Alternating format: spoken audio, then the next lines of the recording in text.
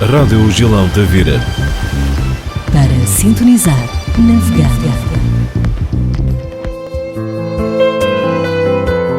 Hoje amanhã de quarta-feira, desejamos-lhe um ótimo dia, um bom meiozinho de semana, na companhia da sua rádio. Este é também aquele dia da semana em que temos a colaboração de Vitorino de Sousa para esta conversa arejada, preparadíssimo. Estamos quase no meio de junho outra vez. Enfim, Vitorino, bom dia. Bom dia, tudo bem? Como é que estamos? O junho vai correndo de feição, não é? Vai correndo. Estes meses de verão, eu acho que se o inverno os dias correm rápido, estes meses de verão... Eu quando vou para a cama, fico sempre com a sensação, ainda há bocadinho me deitei aqui e já passaram 24 horas. Está a ver? Já ficamos com essa... coisa Sim, passa muito rápido, o tempo está a passar muito rapidamente. Bem, por isso temos que o aproveitar ao máximo.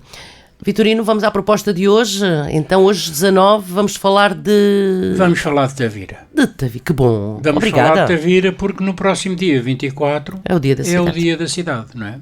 A cidade de Tavira tem, evidentemente, ficávamos aqui muito tempo. Claro. Vou temos tentar, que resumir muito. Mas bem, começar por dizer que Tavira é este lugar, não é? Que nem sempre se chamou Tavira, tem uma história antiquíssima. A começar pelos, quando se fala do castelo, por exemplo, ali naquele sítio, não era antes de haver o castelo, já lá havia uma fortificação de um povo que passou por aqui e que eram do fundo do lado do Mediterrâneo e que faziam essencialmente comércio, não é? Portanto, como aqui estava aqui na mesma beira, não é? Já me lembro do nome, que agora passou-me completamente. Seja como for, neste local surgiu no século I a.C. Uau. Portanto, quem estava aqui a mandar eram os romanos, o Império Romano, evidentemente, e foram os romanos que criaram aqui neste lugar uma cidade que chamaram Balsa. Ok? Portanto, foi o nome deste lugar.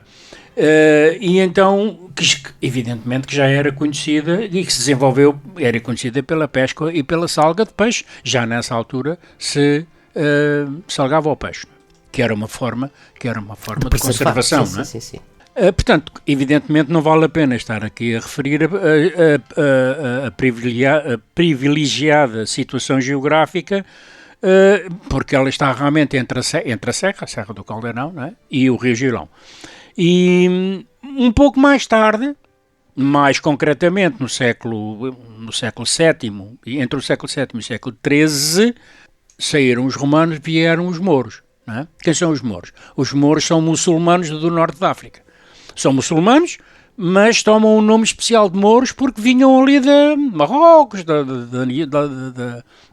Algéria, etc. Bom, e então esses mudaram o nome para eles não era Balsa, passou a ser Tabira, com B.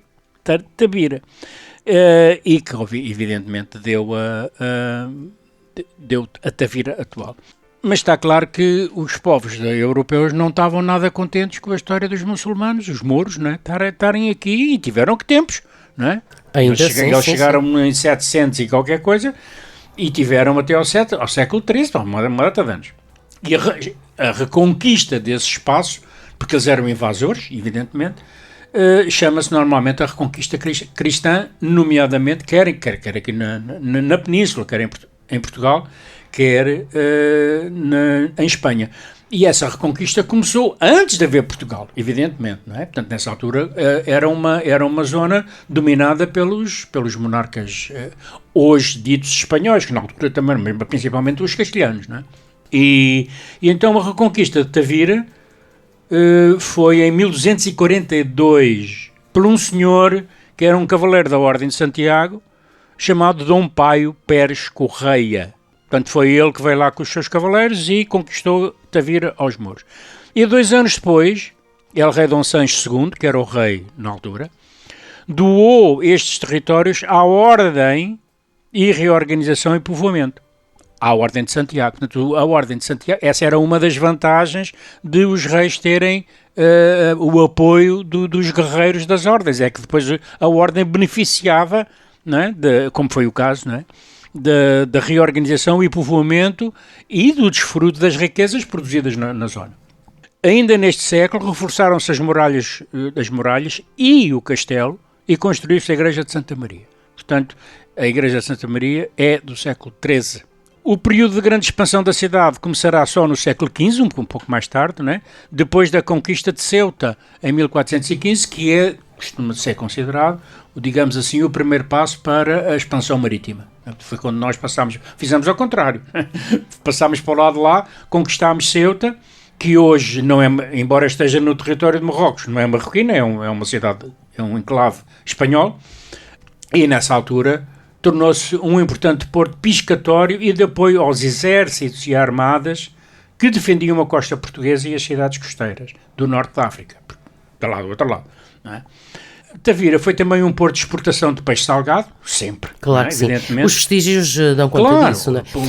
Há vestígios relativamente a estes povos que cá estiveram, entre os fenícios, os celtas e os celtas também. É aquilo que eu queria. Ok. Que cá estiveram, esses vestígios que no fundo estão a ser encontrados. Exato, é pena. Eu estou aqui há uns anos e quando se passa ali pelo centro, há ali uma zona de escavação arqueológica e tal. Exato. Mas há muitos objetos que já foram encontrados. Sim, mas é pena que não se explore mais, é pena que o trabalho arqueológico não se desenvolva, porque haveria, mas pronto, a gente já sabe como é que as coisas são. É como a cidade de Balsa, relativamente ao que o Vitorino disse de Tavira e na zona envolvente junto à Ria Formosa, tanto provavelmente por explorar, que nem sempre é fácil em terrenos ditos privados e que nem sempre há as condições para avançar, não é? Talvez a gente venha a falar disso aqui, por exemplo, neste período, já um pouco mais tarde, o Forte do Rato, que está precisamente nessa zona. Ele foi construído virado para o mar exatamente para defender. Então, o que é que aconteceu? Nessa altura era a exportação do peixe salgado, os frutos secos, o vinho e outros produtos, não é? E em 1489, já no século XV, o Dom João II residiu aqui durante alguns meses. Até é importante, tá? Não sei aonde, mas enfim. E em 1520, ou seja, cerca de 40 anos depois, a cidade foi levada, Tavira foi levada à cidade pelo célebre Dom Manuel I. Portanto, que é um nome que aparece bastante aqui na toponímia. Imagina que havia uma grande festa para a comemoração dos 500 anos de Tavira e que veio a pandemia e que abafou a festa que não pôde acontecer. Olha, foi azar, realmente. É verdade. Fez agora, realmente, em 2020, fez os 500 anos. Foi realmente uma pena, mas olha, enfim. O bichinho não quis saber dessas coisas por nada, não é? Portanto, isto estamos a falar no século XVI. No século seguinte, século XVII, Tavira continua a ser um grande polo comercial do Algarve, o que é perfeitamente natural, não é? Nessa altura eu suponho que até era mais importante que Faro, não é?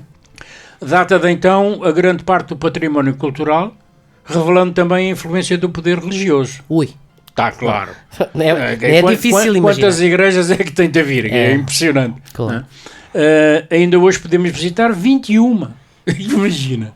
Não é? Olha, basta aqui sair. Aqui mesmo à porta. Basta sair aqui da porta da rádio, tem ali uma. E 21 igrejas, entre as quais se destacam, evidentemente, a Igreja de São Paulo, a Igreja de Santo António, a Igreja do Carmo e a Igreja de São Francisco. De Santa Maria? Já disse há bocado. Já tinha dito? Já. Ok, pronto. Durante o século... É que se leva mais na cidade. Sim. No século seguinte, no século XVIII, Tavira perde o poder económico, não é? Estas coisas andam sempre mais uma crise, não é? E só recupera no século seguinte, sobretudo devido à pesca do atum e à indústria das conservas, que entretanto tinha surgido, não é? Portanto, além do interesse histórico e dos grandes atrativos de Tavira, um dos grandes atrativos é realmente o seu património natural, não é? Realmente estamos cercados aqui por uma ria que só há outra em Aveiro, não é? Mas que não tem comparação. E, portanto, é realmente extraordinário. E o Rio Gilão, que é o único rio de Portugal que tem dois nomes. Precisamente. Só passa a Gilão depois da ponte. Exatamente. Que se chama Romana, mas que não é. Também já falámos disso aqui. Aliás, eu tenho aqui nos meus apontamentos, tenho aqui exatamente a ponte romana, que não é romana coisa nenhuma, não é? Mas pronto, ficou assim. Enfim. Ficou assim. Portanto, realmente o Parque Natural da Ria Formosa é realmente uma coisa extraordinária. No caso da ponte romana, já que se falou no assunto, não é? É uma ponte, também é conhecida pela ponte antiga. Qual é que é, digamos, a origem disto? Ela tem cerca de 80, 90 metros de comprimento e 7 arcos. Tem 7 arcos. tendo o seu aspecto atual, resultado da reconstrução em 1655, século XVII. Não é? E a tradição oral atribui esta ponte aos romanos, do século III, tá? Como parte de uma via que ligava Faro a Mértola. Ok? E, portanto, havia aqui um rio e era preciso... Era aqui a 125 de altura. Era, exatamente. 125 de altura. Exatamente. Agora, o mais provável é que esta ponte ter sido reconstruída no início do período medieval, também, não é? Ligando as duas margens. Esta ponte tem, no entanto, sofrido diversas alterações ao longo dos séculos, nomeadamente depois das cheias. Aquelas cheias terríveis que aconteceram aqui. Sim. Portanto, o seu aspecto atual é isso que interessa. O seu aspecto atual, embora tenha havido realmente aqui uma ponte no tempo dos romanos, mas o seu aspecto atual é do século XVII, depois da reconstrução. Em 1989, aquela célebre cheia destruiu 2 dos arcos da ponte. Imagina. Perfeito. E depois das cheias foi reconstruída uma passagem metálica provisória, que já não existe agora. Claro, felizmente que a ponte foi recuperada. Recuperada. A escassos metros mais a sul. Esta ponte foi substituída em 2022. Que agora está fechada. Por causa das obras. Eu sei.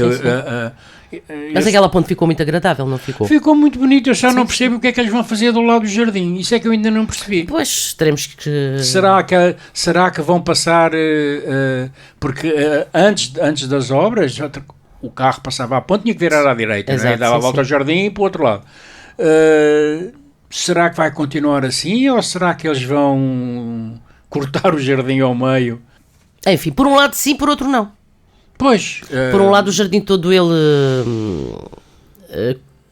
não é? Pois, está logo ali o coreto e tudo, sim, quer dizer, sim, não faz... sim, mas enfim, olha... Porque os carros também passam muito pouco durante... vêm as festas, a ponte fica fechada. Vem não sei o quê. Aquilo é mais utilização pedonal, com alguma rara exceção durante alguma altura do ano, porque com as festas nunca há circulação de automóveis. Quando fica... Pois... acaba por ser assim. Vamos ver o que é que acontece. Outro dia levantou-se aí uma polémica, porque queriam fazer não sei o quê lá, eu não estou... Em discussão e opiniões que eu acho que são válidas. Todas as opiniões são válidas, não é? Em relação ao castelo, já agora, sim. Não é? As muralhas, portanto, já se sabe que os fenícios puseram aqui, era o nome que eu há bocado me tinha esquecido. Sim. Os fenícios passaram por aqui e fizeram uma fortificação natural, não é?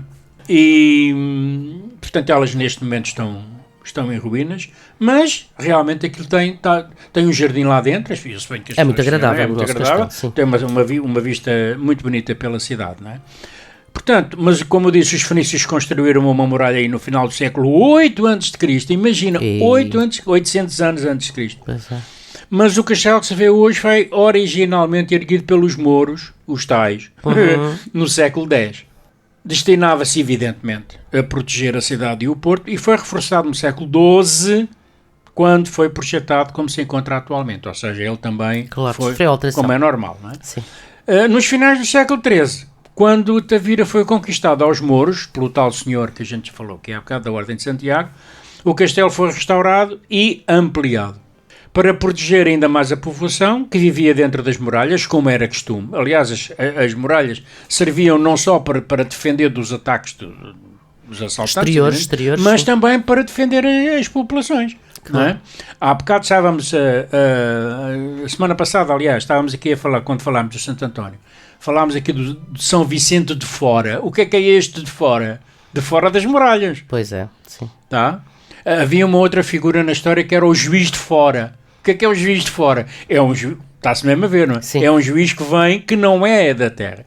E, portanto, o São Vicente de Fora é fora das muralhas. As muralhas era, evidentemente, uma coisa fechada, não era um castelo. Eram umas muralhas, tinham portas, não é? Em Lisboa há um sítio que se chama Portas de Santo Antão, era uma das entradas da muralha, não é? E dentro da muralha havia o castelo. Muitas cidades, e Tavira também tem, denota-se perfeitamente a entrada. Sim, claro. Ali nós temos no centro da cidade. Era o que se fazia, normal, não é? Normal. Eram tempos muito perigosos, e, não é? Quer dizer, e as pessoas, às tantas, fechavam-se os portões e acabou-se, não entra nem sai ninguém, não é? Claro.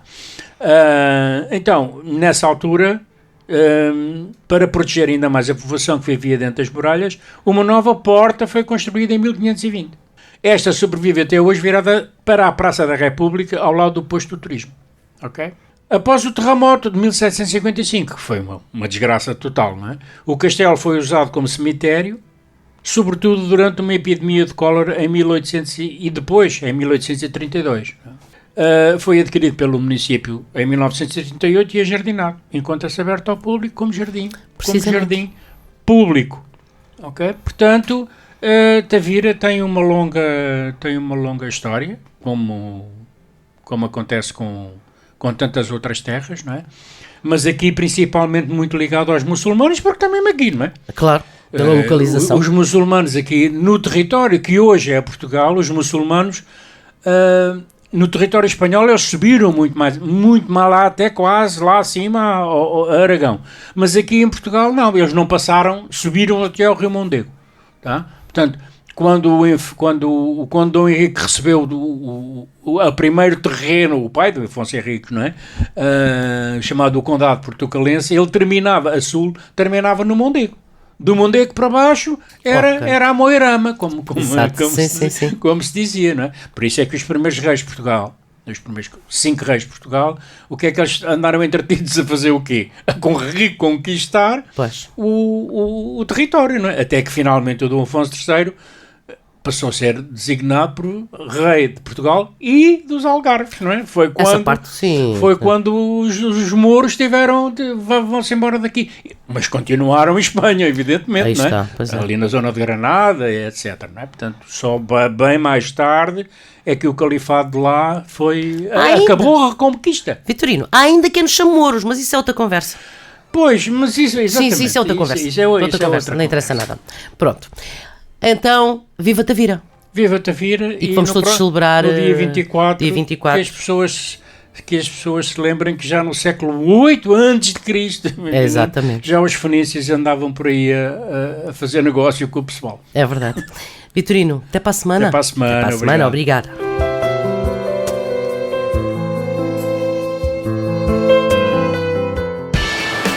Rádio Gilão Tavira.